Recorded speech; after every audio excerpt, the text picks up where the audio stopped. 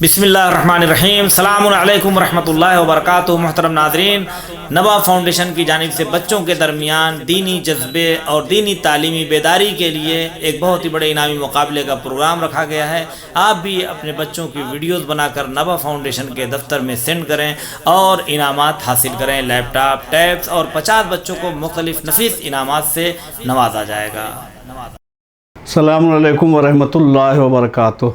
औज़ु बिल्लाहि मिनश शैतानिर रजीम। बिस्मिल्लाहिर्रहमानिर्रहीम। नहमदुहु व नसल्ली अला रसूलिहिल करीम व आलिहि तय्यबीन ताहिरीनल मासूमीन। नाज़रीन, आज हम एक बहुत ही ख़ूबसूरत मौजू लेकर हाज़िर हुए हैं जो ख़ूबसूरत भी है और हमारी ज़िंदगी के लिए बेहद मुफीद और कारआमद भी है। इसका उन्वान है, हम में ताकतवर कौन है।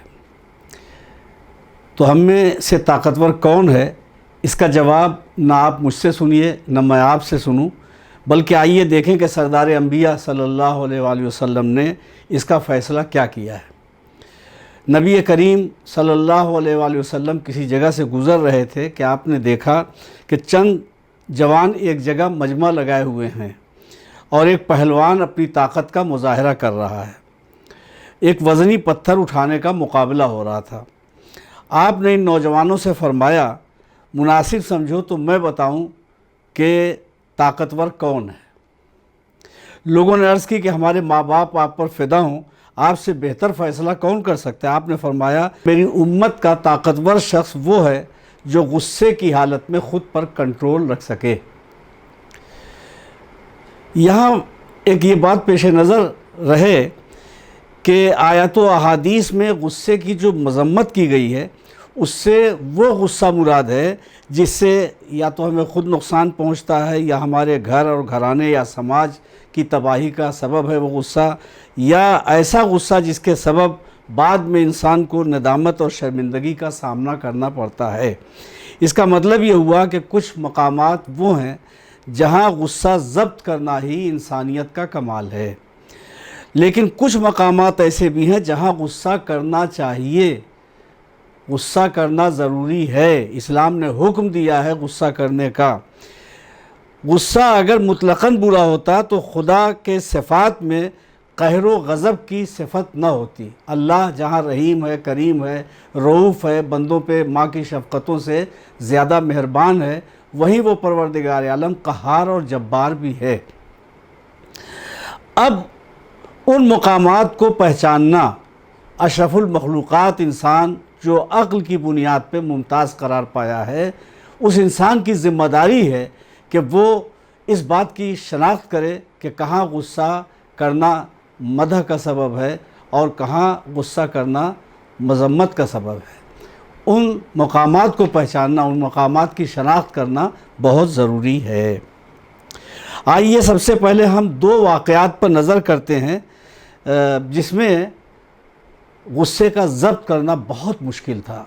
आम इंसानों के लिए तो बहुत मुश्किल था, लेकिन इसमें हमारे दो इमामों ने गुस्से को ज़ब्त करके हमारे लिए सबक का एक गोया मौका फ़राहम किया जिसके ज़रिए से हम अपनी ज़िंदगी के लिए सबक हासिल कर सकते हैं। इनमें से एक वाक़या इमाम हसन अलैहिस्सलाम का है और एक वाक़या हमारे चौथे इमाम ज़ैनुल आबिदीन अलैहिस्सलाम का है। ये दोनों मौक़े वो हैं जहाँ गुस्सा ज़ब्त करना बहुत मुश्किल काम था, मगर हमारे इमामों ने गुस्सा ज़ब्त करके हमें ज़िंदगी के एक अहम राज से गोया शनासा किया, एक अहम बात की तरफ मुतवज्जे किया और गोया जीने का एक हुनर अता फ़रमाया हमें। इमाम हसन अलैहिस्सलाम किसी रास्ते से गुज़र रहे थे कि एक मर्द शामी आया और इमाम के पदर बुजुर्गवार की शान में गुस्ताखाना जुमले कहने लगा। इमाम खामोशी से सुनते रहे।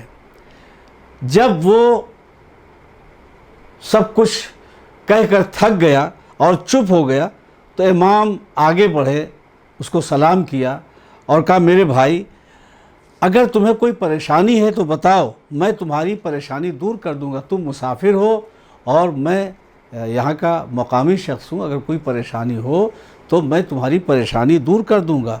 अगर पैसों की ज़रूरत है تو دولت کا انتظام کر دیا جائے، اگر سواری کی ضرورت ہے تو سواری کا انتظام کر دوں، اگر کھانا چاہیے تو میرے گھر چلو، میں کھانے کے لیے انتظام کر دوں، لباس چاہیے، قیام کے لیے گھر چاہیے، جو حاجت ہو بتاؤ، میں تمہاری حاجت پوری کروں گا۔ امام کے اس سلوک سے وہ اتنا متاثر ہوا اور شرمندہ ہوا کہ کہنے لگا کہ مولا میں بہت شرمندہ ہوں، اور میں بہرحال بدگمان تھا آپ لوگوں کی طرف سے اور غلط فہمی میں مبتلا تھا، آج فریب کا پردہ چاک ہو گیا آقا، اور اب میں سمجھ رہا ہوں کہ اس سے پہلے میں غلطی پر تھا اور مجھ سے بڑا کوئی دشمن آپ لوگوں کا نہیں تھا، لیکن اب میں آپ کا اور آپ کے پدر بزرگوار کا دوست ہوں بلکہ غلام ہوں۔ تو گویا دل پہ اثر ہوا امام کے اس سلوک کا، ورنہ جب وہ برا بھلا کہہ رہا تھا ایسے حالات میں غصے کا ضبط کرنا بہت مشکل تھا۔ وہ صرف امام حسن علیہ السلام ہی کو برا بھلا نہیں کر رہا تھا بلکہ مولا علی کی شان میں گستاخی کر رہا تھا، اور شامی مزاج اس طریقے سے ڈھالے گئے تھے، شام کے رہنے والوں کے مزاج اس طریقے سے ڈھالے گئے تھے کہ وہ بدگمان تھے مولا کائنات اور مولا کائنات کے بچوں کی طرف سے، ان کے بیٹوں کی طرف سے، ان کے گھرانے کی طرف سے شام کے رہنے والے بدگمان تھے۔ لیکن جیسے جیسے گویا پردہ ہٹتا تھا لوگ متاثر ہوتے تھے ائمہ کرام علیہ السلام کے کریکٹر اور کردار اور ان کی سیرت سے، اور گویا ندامت اور پشیمانی کا اظہار کر کے ساتھ ہو لیتے تھے اور کہتے تھے کہ اب گویا آپ کی ہم غلامی میں آ گئے۔ دوسرا واقعہ امام زین العابدین علیہ السلام کا ہے۔ امام سید سجاد علیہ السلام کا جو واقعہ ہے وہ بھی بہت ہی حیرت انگیز ہے، اور واقعی یہاں پہ غصے کو ضبط کرنا یا حسن سلوک کرنا بہت مشکل کام تھا۔ یہ اماموں کا ہی کلیجہ اور ہمارے ائمہ علیہ السلام کی ہی سیرت ہے، ورنہ عام لوگوں کے بس کی بات نہیں ہے۔ ہاں البتہ چونکہ اب ان کی سیرت ہمارے لیے نمونہ عمل ہے، لہٰذا ہماری کوشش یہ ہونی چاہیے کہ ہم بھی اپنے دشمنوں کے ساتھ ویسے ہی سلوک کر کے ان کا دل جیتنے کی کوشش کریں۔ امام زین العابدین علیہ السلام کا واقعہ یہ ہے کہ حسین ابن نمیر،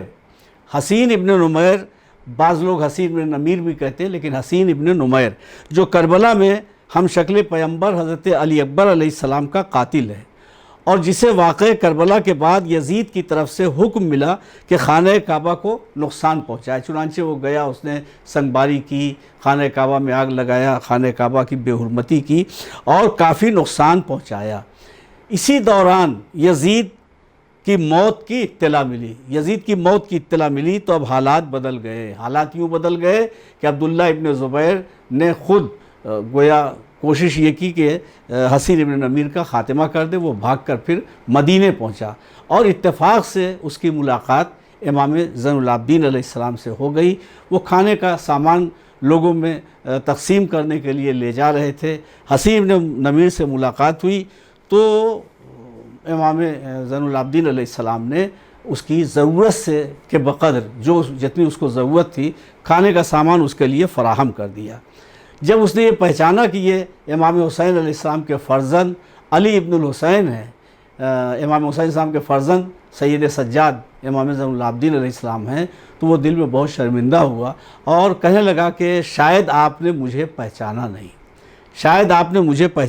نہیں۔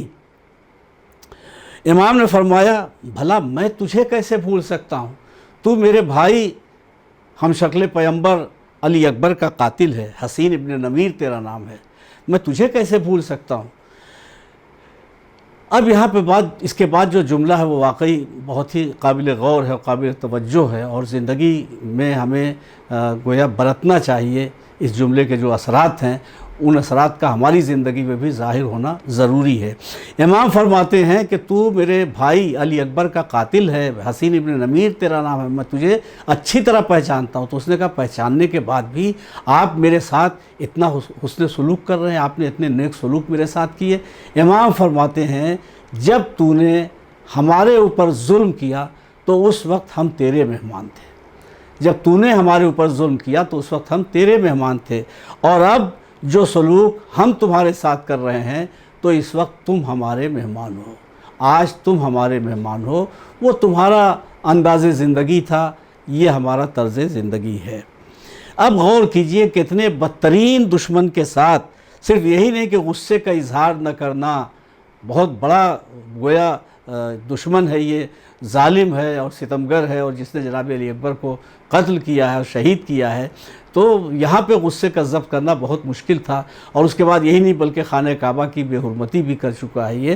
لیکن ایسے عالم میں جب کہ وہ مہمان ہوا اور سائل بنا، امام سے سوال کیا، تو اب اس کے بعد امام نے جب گویا بلا کسی قیمت کے کھانے کا سامان اسے فراہم کیا تو وہ بہت متاثر ہوا۔ بعد میں جو گفتگو ہوئی اس کی یہاں ضرورت نہیں ہے، مگر یہاں پہ صرف امام کے کریکٹر، امام کے کردار، امام کی سیرت کے اس گوشے کو آپ کے سامنے واضح اور نمایاں کرنا ہے کہ اتنے بڑے دشمن کے ساتھ امام کا صرف نہ کہ غصہ ضبط کرنا بلکہ اس کے ساتھ حسن سلوک کرنا، اور بھوک اور پیاس کے عالم میں جب وہ بے چین تھا تو امام نے اس کے لیے کھانے کا سامان فراہم کیا۔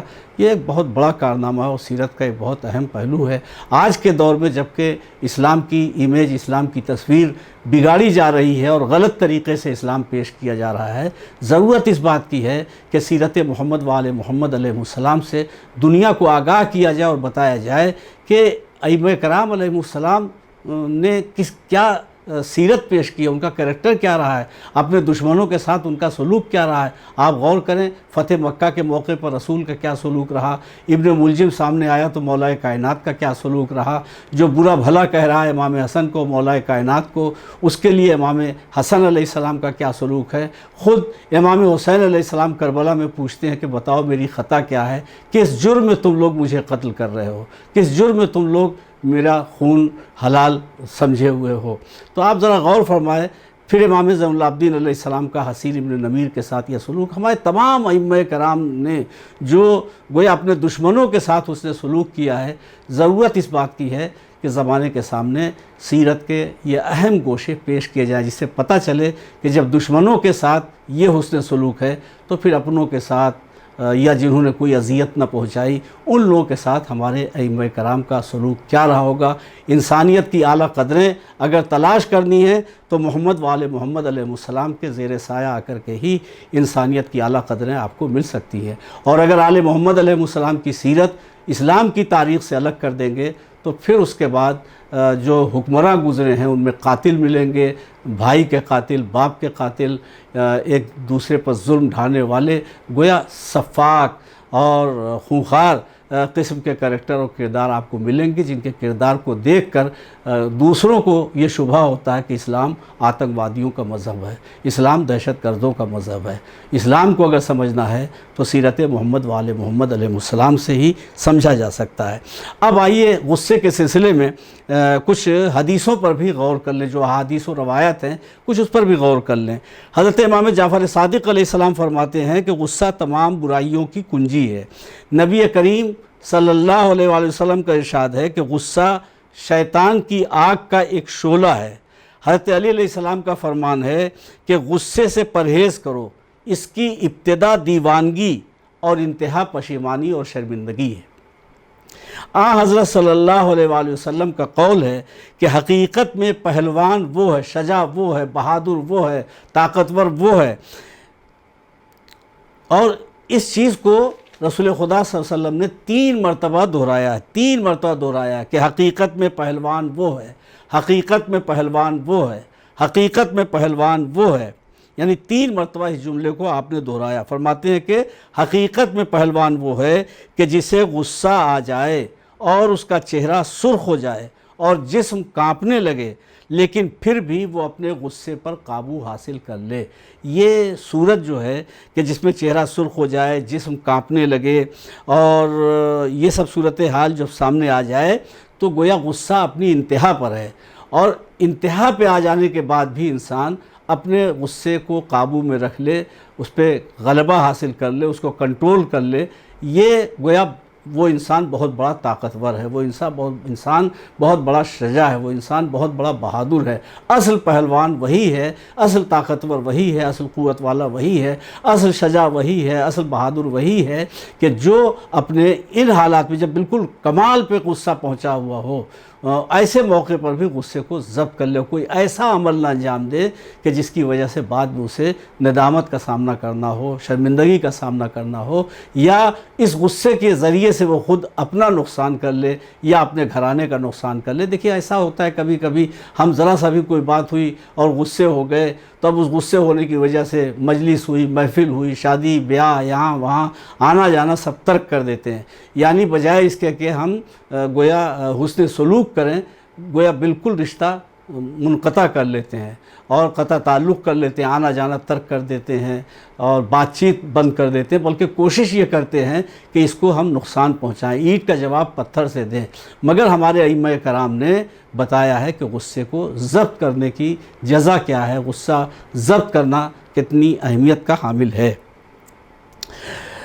مولا کائنات امیر المومنین علیہ السلام فرماتے ہیں کہ لوگوں میں سب سے زیادہ طاقتور وہ ہے جو غصے پر قابو حاصل کر لے۔ مولا فرماتے ہیں تم میں سب سے زیادہ طاقتور وہ ہے جو غصے پر قابو حاصل کر لے۔ امام محمد باقر علیہ السلام ہمارے 5ویں امام فرماتے ہیں کہ غصے کو پی جانے سے بڑھ کر کوئی طاقت نہیں ہے، یعنی سب سے بڑا طاقتور وہ ہے جو غصے کو ضبط کر لے، جو غصے کو پی جائے، جو غصے پہ اپنا کنٹرول حاصل کر لے اور کوئی ایسا عمل انجام نہ دے کہ جو نقصان یا اذیت کا سبب بنے۔ یہ وہ مقامات ہیں جہاں غصے کی مذمت کی گئی ہے، جہاں غصے کی برائی کی گئی ہے اور غصے پر کنٹرول کرنے کی تعریف کی گئی ہے۔ جو شخص غصے پر قابو حاصل کر لیتا ہے اس کی تعریف کی گئی ہے اور غصہ کرنے کی مذمت کی گئی۔ یہ وہ مقامات تھے جن کی طرف ہم نے اشارہ کیا، اور بھی بہت سے مقامات ہیں لیکن ہم نے صرف مثال کے طور پر کچھ چند پہلو آپ کے سامنے پیش کر دیے ہیں۔ اب غصے کا دوسرا رخ ملاحظہ فرمائیں۔ وہاں غصہ نہ کرنا یہ ممدوح تھا، غصہ نہ کرنا یہ مدح کا سبب تھا، غصہ نہ کرنا یہ تعریف اور تحسین کا سبب تھا، لیکن اب وہ مقامات ہیں جہاں غصہ کرنا چاہیے، جہاں مذہب نے حکم دیا ہے کہ غصہ کرو، جہاں مذہب خاموش رہنے کی اجازت نہیں دیتا۔ عام حالات میں اگر آپ کے اختیارات ہیں، آپ کے امکان میں ہیں، تو وہاں مذہب آپ کو چپ رہنے کے لیے نہیں کہتا بلکہ کہتا ہے کہ اپنے غصے کا اظہار کرو۔ جہاں غصہ ہونے کی دعوت دی گئی ہے، قرآن مجید میں بھی، احادیث میں بھی، روایات میں بھی، اور انبیاء کرام، تمام انبیاء کرام کے ہاں سیرت کا یہ پہلو ملے گا جنہوں نے بتایا کہ کہاں غصہ کرنا چاہیے اور کہاں غصہ نہیں کرنا چاہیے۔ مقصد یہ ہے کہ جو بھی کام ہو وہ برمحل ہونا چاہیے۔ محل اگر ہے غصے کا تو وہاں غصہ نہ کرنا یہ بزدلی ہے، اور اگر گویا اہم محل نہیں ہے غصے کے اظہار کا تو وہاں پہ اگر غصے کو کنٹرول میں کر لے تو اب وہاں پہ مدح کی گئی ہے ایسے شخص کی کہ جس نے غصے کو اپنے قابو میں کیا ہے۔ اب کہاں پہ غصہ کرنے کا حکم دیا ہے، کہاں پہ غصہ کرنے کی تاکید کی گئی ہے، کہاں پہ غصہ کرنے کی دعوت دی گئی ہے، حکم ہوا ہے کہ غصہ کرو، اپنے غصے کا اظہار کرو، وہ کون سے مقامات ہیں؟ یہ وہ غصہ ہے جو خدا کے خلاف، خدا کے حکم کے خلاف کوئی کام ہو رہا ہو، یا کہیں پہ حق بات کہنی ہو تو حق کے خلاف کوئی بات کہی جا رہی ہو تو وہاں پر اپنے غصے کا اظہار کرنا چاہیے۔ شریعت نے حکم دیا ہے کہ اپنے غصے کا اظہار کرو تاکہ سامنے والے کو پتہ چلے کہ اس نے غلطی کی ہے۔ چنانچہ سورہ توبہ آیت نمبر 73 میں ارشاد ہو رہا ہے، اے پیغمبر کفار و منافقین سے جہاد کیجئے اور ان پر سختی کیجئے۔ اسی طرح سورہ فتح آیت نمبر 29 میں مومنین کی ایک بہترین صفت، ممدوح صفت، قابل مدح صفت کیا بیان ہوئی ہے؟ اشداء علی الکفار، کفار کے ساتھ سخت رویہ رکھنے والے ہیں۔ تو یہ گویا مقام مدح میں یہ فضیلت بیان کی گئی ہے۔ جو نافرمان ہیں، خدا کے حکم کی مخالفت کرنے والے ہیں، سرکشی کرنے والے ہیں، خدا کے احکام کا مذاق اڑانے والے ہیں، مخالفت کرنے والے ہیں، تو وہاں پہ اپنی شدت کا یا اپنے غصے کا اظہار کرنا ضروری ہے۔ بس آخر میں بہار الانوار کی ایک روایت آپ کے سامنے میں پیش کر دوں اور آج کی گفتگو تمام کرتا ہوں۔ بہار الانوار جلد 13 باب 11 حدیث نمبر 46 میں ہے کہ حضرت موسیٰ علیہ السلام اپنی ایک مناجات میں خدا سے سوال کرتے ہیں۔ حضرت موسیٰ علیہ السلام اپنی مناجات میں خدا سے ایک سوال کرتے ہیں، پروردگار تیرے محبوب وہ کون لوگ ہیں جن کو تو اپنے عرش کے سائے میں لے لے گا اس روز جس روز تیرے سائے کے علاوہ کوئی سایہ نہ ہوگا۔ خداوند عالم کی طرف سے جناب موسیٰ کو جواب ملا، وہ لوگ جو جب دیکھتے ہیں کہ حلال کو حرام کیا جا رہا ہے یا حرام کو حلال کیا جا رہا ہے تو زخمی چیتے کی طرح غصے سے پھر جاتے ہیں۔ امام حسین علیہ السلام نے بھی جو مخاطب ہو کر کے فوج سے خود خطاب کیا تھا، گفتگو کی تھی، وہ یہی کیا تھا کہ تم مجھے کیوں قتل کر رہے ہو؟ کیا میں نے حلال محمد کو حرام کیا ہے یا حرام محمد کو حلال قرار دیا ہے؟ اس کا مطلب یہ ہے کہ اگر کہیں حلال محمد کو حرام قرار دیا جا رہا ہو یا حرام محمد کو حلال قرار دیا جا رہا ہو تو وہاں اپنے غصے کا اظہار کرنا ضروری ہے، وہاں اپنی بیزاری کا اظہار کرنا بہت ضروری ہے۔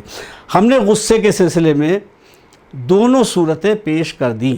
ایک منزل وہ ہے جہاں پہ غصے پہ کنٹرول کرنا طاقتور ہونے کی دلیل ہے، دوسرا مقام وہ ہے جہاں غصہ کرنے کی تاکید کی گئی ہے، غصہ کرنے کی دعوت دی گئی ہے، حکم دیا گیا ہے کہ غصہ کرو۔ تو ایسے مقامات پہ جہاں حکم ہے کہ غصہ کرو، وہاں غصہ نہ کرنا یہ طاقت کے خلاف ہے، یہ بزدلی ہے، یہ شجاعت کے خلاف ہے۔ یعنی ان مقامات پہ جہاں حکم ہے غصے کا اظہار کا، وہاں غصے کا اظہار کرنا ہی اصل شجاعت ہے۔ اب ہمارا فریضہ ہے کہ ہم اپنے ضمیر کی عدالت میں فیصلہ کریں کہ ہم میں طاقتور کون ہے۔ محاسبہ نفس کرتے رہیے اور فیصلہ کرتے رہیے کہ واقعی جہاں غصہ ضبط کرنا چاہیے کیا ہم اپنا غصہ ضبط کرنے میں کامیاب ہو گئے، یا جہاں ہمیں غصے کا اظہار کرنا چاہیے وہاں ہم نے اپنے غصے کا اظہار کیا ہے۔ ایسا تو نہیں کہ ہمارے محلے میں، گاؤں میں، وطن میں، علاقے میں، پڑوس میں کوئی شخص ایسا ہے کہ جو لوگوں کے حقوق کو غصب کر رہا ہے، لوگوں کے حقوق پہ زبردستی ناجائز قبضہ کر رہا ہے اور آپ خاموش بیٹھے ہیں اور وہاں پہ آپ کو بولنا چاہیے، وہاں پہ آپ کو اپنے غصے کا اظہار کرنا چاہیے۔ تو اپنے ضمیر کی عدالت میں فیصلہ کیجئے کہ جہاں شریعت نے غصہ کرنے کی ممانعت کی ہے کیا واقعی آپ وہاں غصے سے رک گئے ہیں، اپنے غصے کو قابو رکھنے میں کامیاب ہوئے ہیں، اور جہاں غصے کا اظہار کرنے کی دعوت دی گئی ہے کیا واقعی آپ نے وہاں اپنے غصے کا اظہار کیا ہے۔ اگر ایسا ہے تو آپ طاقتور ہیں، اگر ایسا ہے تو یقیناً ہم طاقتور ہیں، اور اگر ایسا نہیں ہے تو ہم بھی بزدل ہیں، آپ بھی بزدل ہیں۔ خدا حافظ، فی امان اللہ۔